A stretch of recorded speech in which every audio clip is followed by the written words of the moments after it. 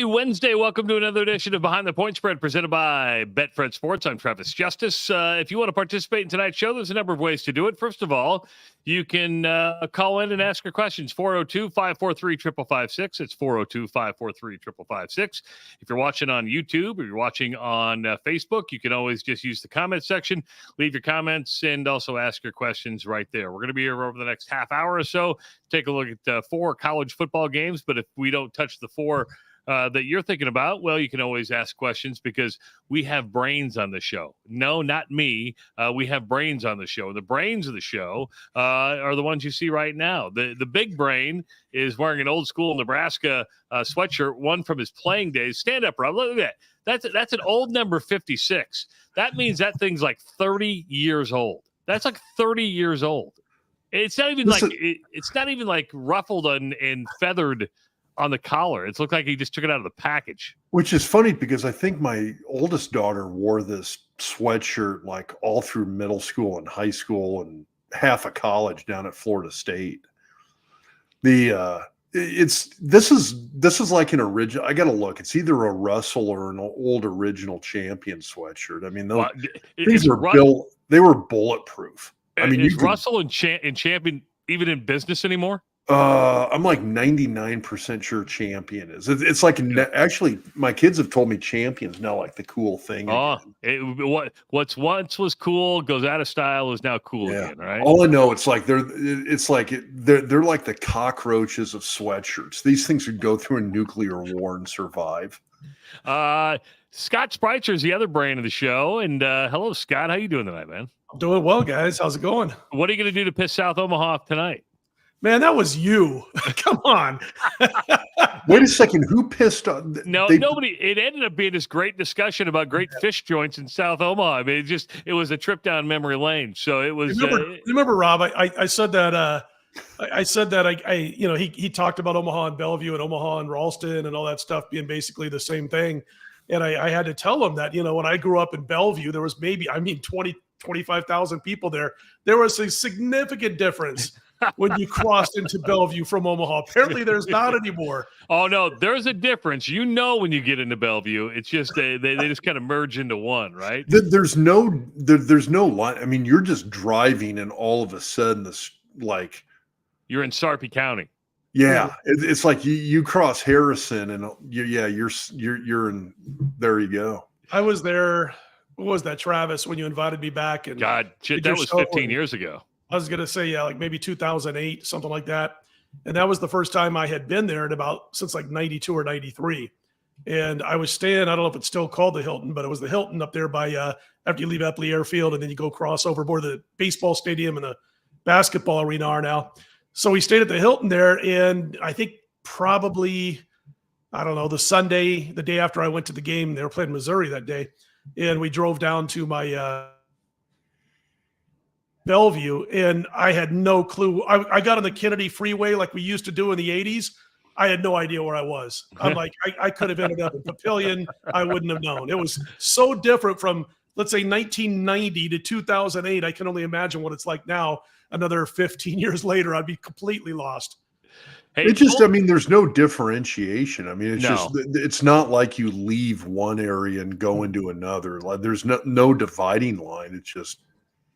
So full disclosure for tonight, if my cheeks are a little rosy and red, I was at a Scotch tasting before I got here.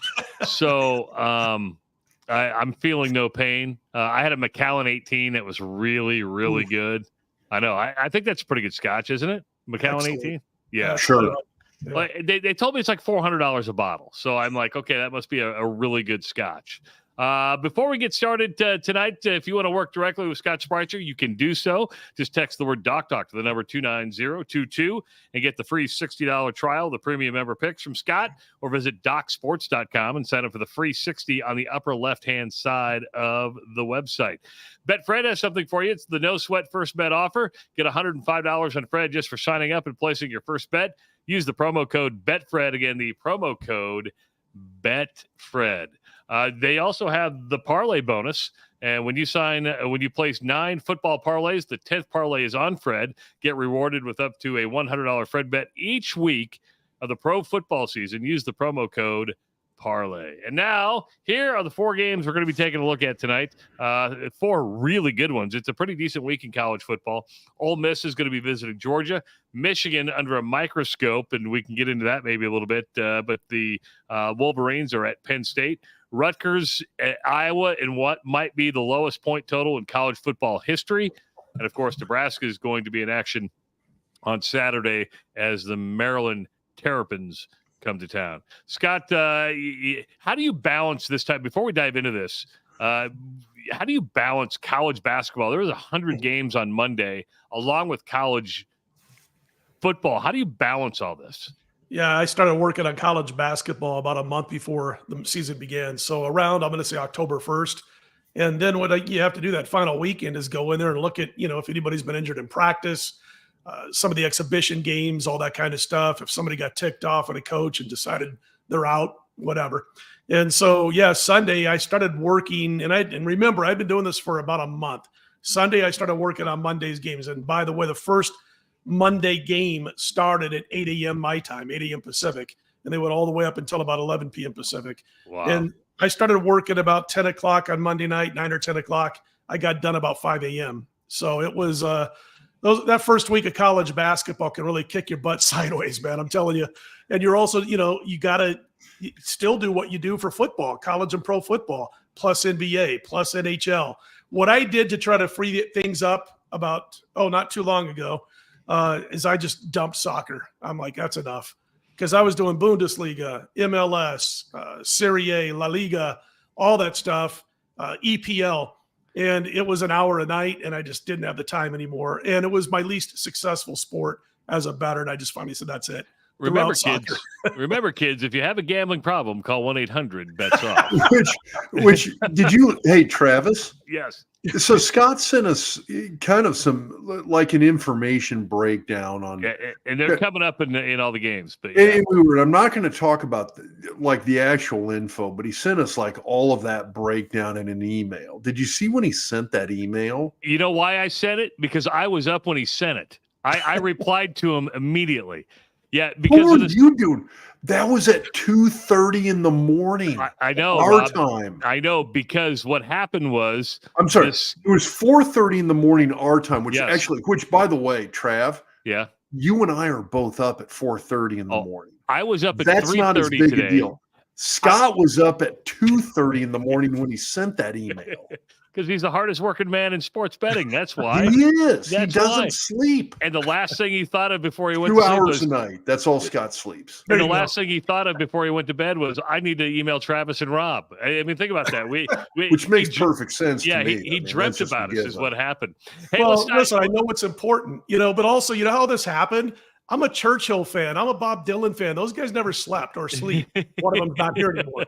And so I follow there. I look at like a guy like Nick Saban, and I see like a little Debbie for breakfast with a cup of coffee. It's all about routine, and I try to study the best, and I end up with 6 hours of sleep at night, and I'm pretty happy. Hey, let's dive into the first game of that. Going down to the SEC, this is a good one, and Ole Miss and really suffers on defense. The Rebs do, but they got a hell of an offense. They're going to Georgia. Georgia, an 11-point favorite. The over/under on this at 58. It's been interesting calling an offense throughout the course of the season. Not that they were, anything bad early on, but they had to work Carson Beck into the whole mix. And, they chose to try to run and develop the run during the game a little bit more often earlier in the year, and safety route type passes for Beck early on. And they've opened things up a little bit more as the season has progressed, as good coaching staffs would do with the guy. And, he's hitting over 72% on the season now of his passes. He's got an average of about 9 yards per attempt, 16 touchdowns, only 4 picks. And they've kind of opened things up. And, on the flip side, Jackson Dart for Ole Miss, 16 touchdown passes, 4 picks, just like Beck. And they can run the football. They're averaging almost 40 points per game. And, guys, I think you're going to see a lot of scoring in this one. It went from 56.5 all the way up to 58. And although you're going to see on your screen there some of the sides and the angles with some of the sides that I gave out or sent to you guys at 2:30 in the morning, I do like the total a little bit more. I think it's gone in the right direction, going up 1.5, and I still think it has room to go. I think this game's going to land in the low 60s, and you can see there conflicting angles how good Georgia is as a home favorite of 10.5 to 21, and then how bad they are in a certain situation when they're at home off of those 3 conference wins in a row. And so what happens to Georgia, to explain that last one where they're 1-9 against the spread, it's obviously not the fault of Georgia. They tend to win a few more games than they lose. It's the fact that they become, after beating conference opponents 3 weeks in a row, they become such a premium if you want to play them, that the books keep pushing that lineup a little bit more and a little bit more. And it's like Duke when Mike Krzyzewski was coaching that basketball program. You have to pay a premium when a team keeps winning big games, and eventually it catches up to them. So do you like anybody here? I mean, do you like Ole Miss? Do you like Georgia? Is that 11 too much for you? Yeah, it's right about where I made it 10.5, so I'm right there. And what jumped out at me again when I made my totals, I think it lands in the low 60s at the very least. So I do like that as a play. But as far as the side, it was, I think Georgia wins the game outright, and I just don't know that they're going to win by 14. And when you're laying 8, you got to win by 10. Not just technically. And if you're laying 10.5, 11, you're thinking you got to win by 2 touchdowns, and I'm not sure they're going to do that. Although Ole Miss flopped against Alabama on offense, but I don't think that's going to happen here. I think it's going to be a high-scoring game. Georgia wins by 10 points, right? Maybe they cover, maybe they go 14, but I didn't like it enough to jump on it. Where are these 2 teams at right now in your power rankings?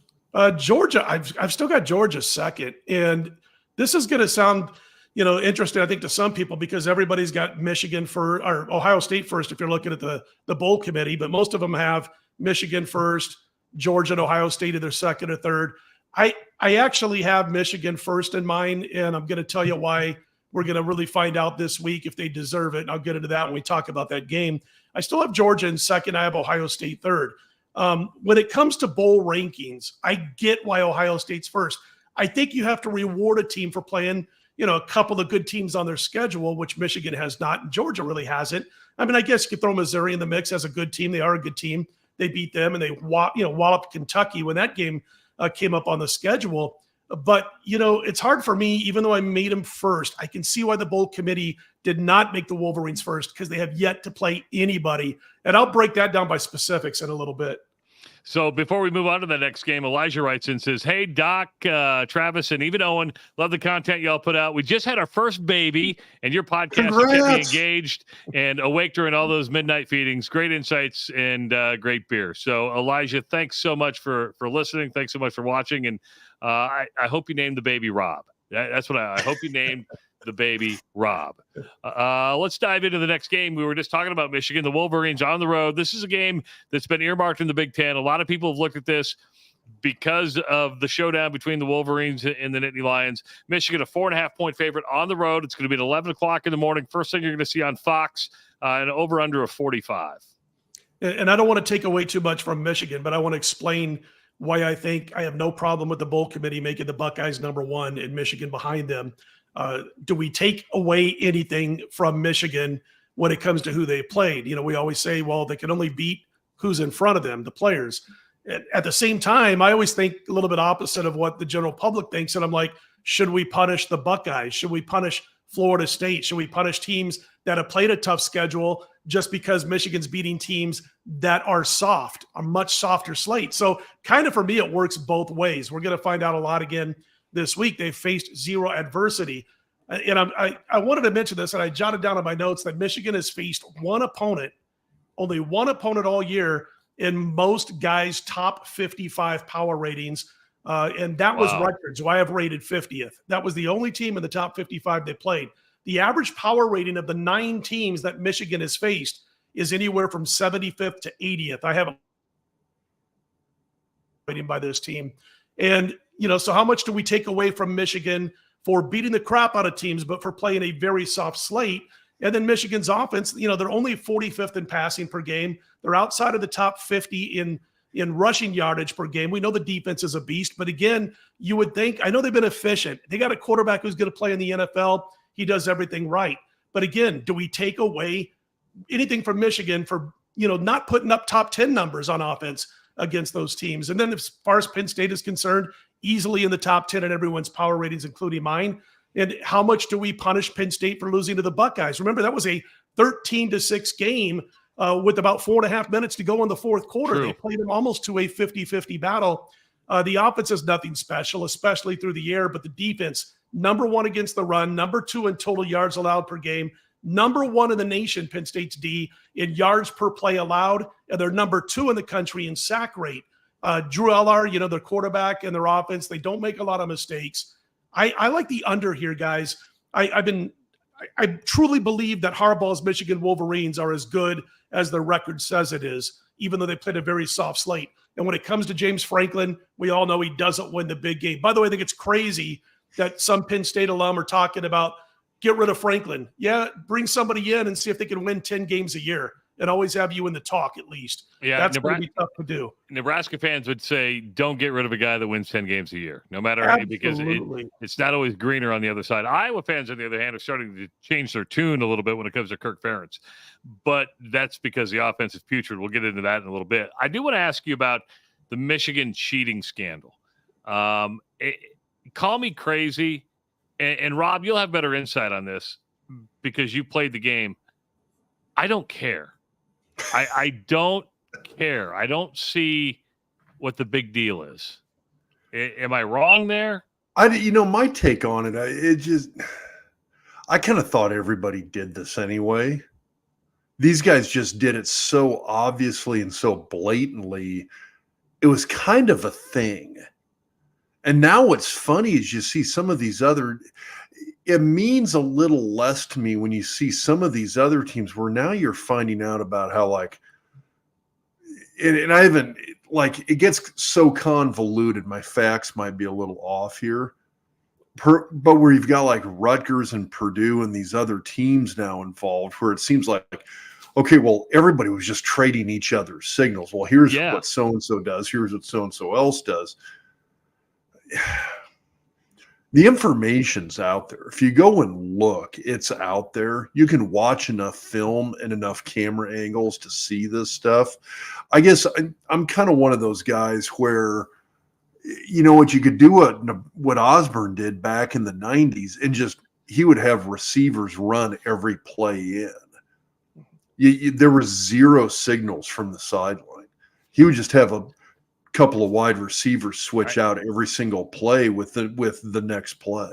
I mean, you still remember when coaches could go scout because they changed the rule in '94, and they didn't do it because of signals. They did it for a cost savings measure for universities not to go scout. Yeah, guys would go do this. Yeah. So I guess I look at it and go, maybe it's the cynic in me. I've just always assumed this always happened and there was somebody doing it. Did you? It was kind of the thing that made it interesting was the switch to the was the switch to the the no huddle offenses, the hurry up offenses, the speed and tempo game. That's what really pushed it along, and that's where everybody started coming out with, well, we're not going to huddle, we're not going to run different players in. We're going to have the funny signs on the sideline with the different pictures, and that's going to be the formation of the play. Right? I mean, Scott, from a bettor's perspective, how do you guys look at this cheating scandal? Do you guys even care? I don't care. I mean, it's like I'm like you guys. I thought that there would always be somebody kind of checking things out, on an upcoming opponent.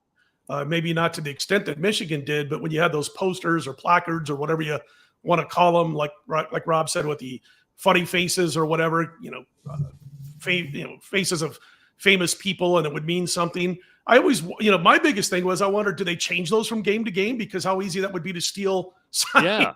Then we find out that TCU comes out and says that, we heard that Michigan was stealing signs, so we kept the same signs, but we changed the plays, and then they score 50 on them in the playoffs last year. That's what I thought you would do anyway. So I don't know, man. Again, Jim Harbaugh rubs a lot of people the wrong way. And I've got a couple of friends, two of them who graduated Michigan law, and others that started their undergrad and went right through Michigan law. And they've alums talking about, get him out of there. We don't want Harbaugh anymore as a cheater, which shocks me, and I'm like, bring him out here to Vegas. We'll hook him up with the Raiders. I mean, if I'm going to watch NFL football, I want it to be coached well. So bring him out here where he can do whatever he wants when it comes to sign stealing or whatever, like they do in the NFL. bottom line is Harbaugh's a hell of a coach. He did it at the University of San Diego. He did it at Stanford. He did it with San Francisco in the NFL. He's doing it with Michigan. Yep. And I just think he's an excellent coach with a good staff. And he also knows how to recruit for what he wants to do. And again, I think it's a little bit of a witch hunt, just like we saw with Pete Carroll. The NC2A, somebody didn't like him. They got his butt out of there, which was a shame for all of college football fans. And he goes on and has success with the Seahawks. And I think they're doing the same to Harbaugh. Heard an interesting radio show today that said, how do we know, because Harbaugh rubs everybody the wrong way. How do we know it wasn't a faculty member at Michigan that brought this up? Because they don't like Harbaugh, or they don't like the attention that Harbaugh gets. He does bother people. And because of that, we don't know exactly who reported all this stuff, but boy, I just think it's crazy. I think Deion said it right. Yeah, you might know the play, still got to stop them. You still got to execute. I mean, hell, everybody knew it. Rob, when you played, everybody knew what you guys were going to run. You guys were better than everybody. And that's the other thing as well, too, is, all of these teams are so well scouted. You've watched film up one side and down the other. You line up in a certain formation, in a certain situation, you know probably what's coming. There's a few plays. We talked about in the Doc's diagnosis this week, the face mask sack against Heinrich Harbaugh in the Michigan State game. In my opinion, it was just a very well scouted play by Michigan Michigan State, that Michigan State knew exactly what was coming. And it wasn't a sign stealing thing. Well, maybe it was, we don't know, but it's that was just well prepared football, and every team's doing that these days. The fact that some of these teams take it to a next level, you've just got to assume people are stealing your signs. I thought 100%. When this came out, it's that my assumption was that isn't everybody kind of doing this? And if my team's not doing it, I'm a little disappointed. Well, most people said, yeah, they tried to steal signs, but they're like, oh, if you send somebody to the stadium, that's crossing the line. I'm like, there's 70,000 people in there. There's got to be somebody looking out, right? That's kind of what I look for. You mentioned the Doc's diagnosis. If you have not watched the Doc's diagnosis presented by Centris Federal Credit Union, make sure to subscribe to our YouTube channel. Just hit the subscribe button. You'll get the latest content. You can go watch all the past diagnosis. Good stuff there from Dr. Rob as he breaks down a lot of those plays. Next game up, going to be a 2:30 game on Peacock. Saturday at 2:30, Rutgers takes on Iowa. The Hawks just a 1-point favorite in this game. The shocker here, Vegas is begging. And absolutely begging people to bet the over. They are. I had Eric Olson on from BetFred last week and he's like, we want people to bet the over. We're begging them to take, but everybody's taking the under. 28.5. Scott, I could be wrong, but this has to be one of the lowest college football totals in the history of college football. Yeah, it's the lowest, and it's 28 in a lot of books too. It's even wait till Nebraska plays Iowa. I can't wait to see what the over under is going to be. Team to 2, sack the punter.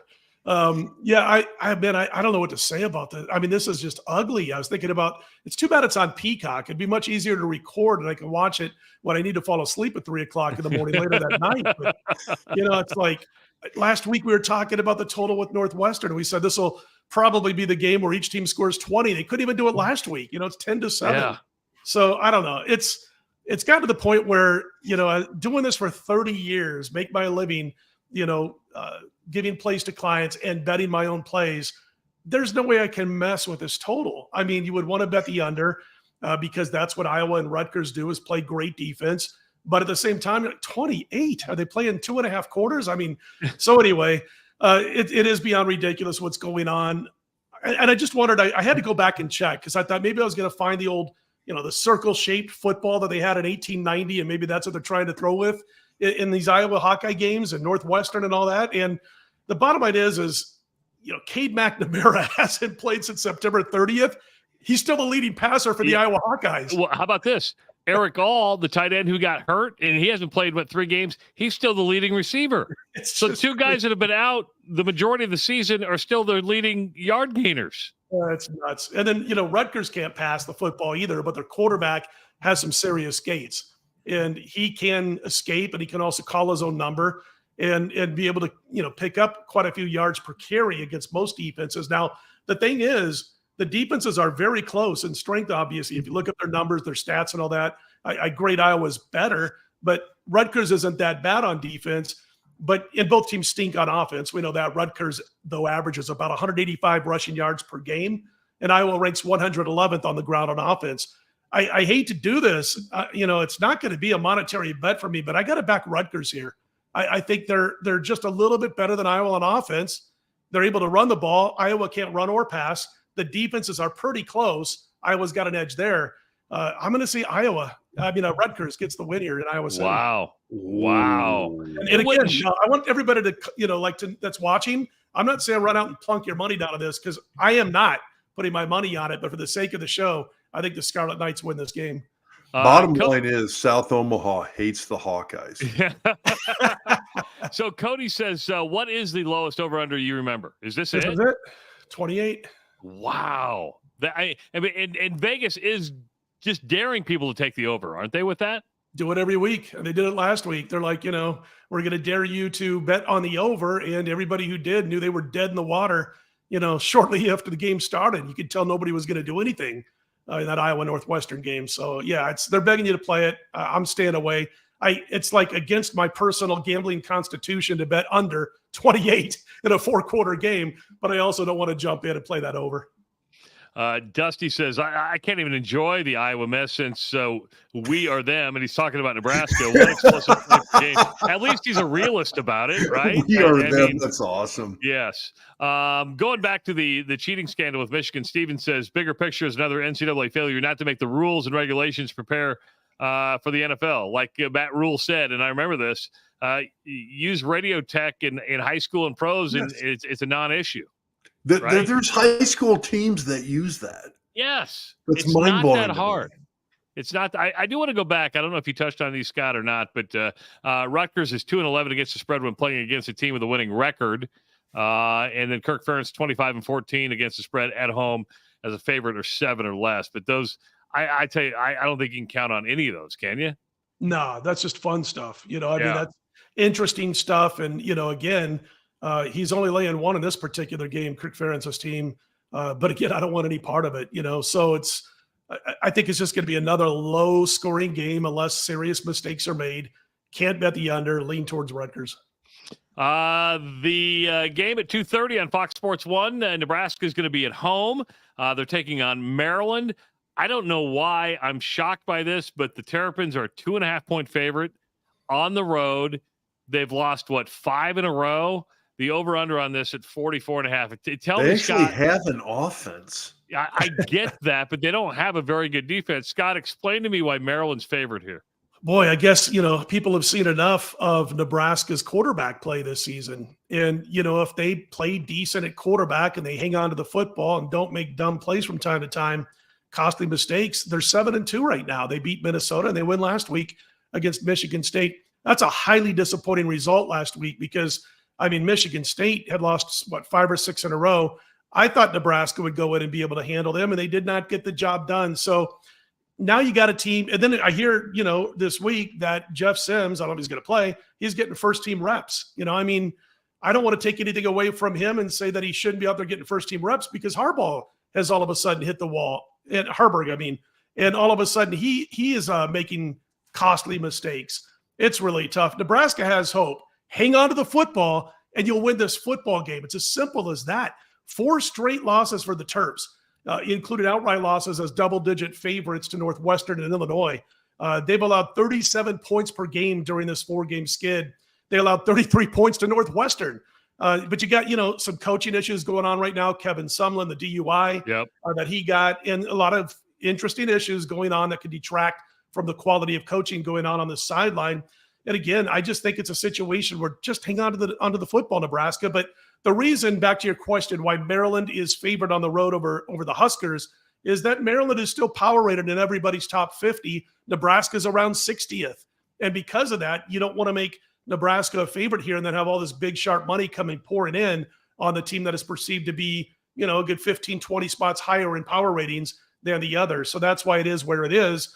And again, though, it's one of those things I don't want to stick my neck out and say all of a sudden we're going to make a guess and Nebraska is going to hang on to the football. If they do, they win the football game. I think it is as simple as that. Call me crazy, but all 4 games that I picked for this week, I don't think you're touching any of the 4, are you? Well, the over in the Ole Miss Georgia game, and also the under in the Michigan Penn State game. I've got money on both of those games. Okay. Cody wants to know if you had to set it right now, what would you make the Iowa Nebraska over under? I was going to ask the same question. Cody nailed it. It's going to be, I would make it in the high 20s if it was today. If the game was played, let's say tomorrow, I'd make it in the high 20s. Potentially lowest ever. 26 to 29 in that neighborhood. Yeah. Wow. That's just bad football. Eric says Temple at USF over 67. You like that? Totally staying away from that game. Yeah, there's a couple of teams that I don't care for much at all, and they make too many mistakes for me to get involved with. I can see why you would want over 67. Neither defense really shows up. It's the opposite of the Hawkeyes and the Huskers. It'll be a lot of aerial attack going on in that game between those two teams, and the defenses I just don't trust. So I would expect it to creep over that total, but I don't want to put my money on a couple of bad football teams. If you had to give, I'm going to ask you to give a free one out if you can, just because we haven't had much exciting stuff. But any game you do like this week? Yeah, let me pull up my card here, and I'll give you one that I have kind of to jump. It's funny. It's funny how everybody loves these over-unders. I know you're not a big over-under guy, but Tom says Air Force team total over 33.5. They should be able to do that. They can roll. They got upset by Army, which was an ugly performance by Air Force. Air Force was in the top 25, and they were really making other teams look silly sometimes when they're out there on the field on offense, and then they totally lay an egg or perform in a clunker fashion against Army, but I think they bounce back well. Always be careful when you got a team that's 5, 6, 7 games into the season and they lose that first game. You always got to be careful about how they come out the next game between the years. And I'm talking about teams that don't normally win 11, 12 games a year. If they're a team that kind of, they're middle of the pack and then all of a sudden have a bust out year, they lose that first game. It's like they're deflated for another week or two. So be careful of that. But I wouldn't go against over 33.5. As far as a game that I've kind of jumped on a little bit here, and I've got a few, I'm going to look at the under between Utah and Washington. And, I lost last week at Washington. I had a small play on them. I thought it was a great spot to back USC. 42-42 in the fourth quarter, trailing by 3 in the fourth quarter. Washington gets that late touchdown with a couple of minutes to go, and they cover the spread. What I saw in that game, man, I love Kalen DeBoer. I know we've talked about him, before, but my gosh, this team, they didn't care about running the football before last week at all. They just didn't. They hardly ever ran the ball. They ran it like 27 times against Stanford, 13 against Arizona State, 23 against Oregon. But they're going up against USC, who's got a horrible run defense. And what does DeBoer do? They ran the ball 42 times, over twice as much as they do in a lot of games. They gained 316 yards. Completely changed his season-long game plan for beating USC, and they tore him to shreds. I think they'll get after Utah, and they'll probably win this game by a couple of touchdowns. But Whittingham is so damn smart on the other sideline. He knows he's got to run the football. They don't care about passing right now. They know they got to run the football. Washington's not great against the run to keep that Washington offense off the field. It's dropped from 54 down to 52.5. I still like it under. Put a little action on that. And guys, real quick, I think Oklahoma State, everybody's expected a letdown. The people that I know that are looking to go against Oklahoma State after the win over the Sooners last week, now on the road against Central Florida, are all counting on one thing, a letdown. And maybe they will. But if I'm putting my money down, I'm going to be able to count on what's going on in the field all season more than hoping for a letdown. I think Oklahoma State knocks off UCF. They're laying 2.5. I think that's a fair number. There you go. There's some savvy advice from one of the smartest guys we know. Now, he'll be the first one to tell you he didn't win all the time. Yep. But that's really good advice right there from Scott Spreitzer. Hey, BetFred has the no sweat first bet offer, so you got to download the BetFred Sports app. If BetFred is legal and doing business in the state you live in, it makes it very easy. If you live in eastern Nebraska, you can use the Iowa side. If you live in western Nebraska, you use the Colorado side. Get $105 on Fred just for signing up and placing your first bet. Use the promo code BetFred. Again, that's the promo code BetFred. Terms and conditions do apply. You got to be 21 plus. You got to be located in the state that you place that bet. And don't forget, if you do have a gambling problem, make sure to call 1-800-BETS-OFF. They do also have the parlay bonus. When you place 9 football parlays, the 10th parlay is on Fred. Get rewarded with up to a $100 Fred bet each week of the pro football season. Use the promo code parlay. If you want to work with Scott Spreitzer, you can do that. It's very simple. Just text the word Doc Talk to the number 29022 and get a free $60 trial of the premium member picks from Scott. Or you can just visit the website docsports.com and sign up for the free 60 on the upper left-hand side. Man, we flew through tonight's show. We booked right through it. 35 minutes. That's like a record for us. We're at 40, Trev. Well, no, it's 8:35. We went live at 8 o'clock. I see that little ticker up there when it says 40. I don't know. Yeah, I agree with Scott. Okay, the countdown went live at 7:55. We've been on the air for now 35 minutes and 36 seconds. That's why you're smarter than your host. Well, no. That's just my broadcasting brain. I know how long we've been going. For Dr. Rob Zatechka, for Scott Spreitzer, I'm Travis Justice. We will see you next week on another edition. Oh, by the way, hit subscribe on the YouTube. Subscribe to our YouTube channel. You won't regret it. Lots of good stuff coming out weekly. We will see you next week on Behind the Point Spread, presented by BetFred Sports.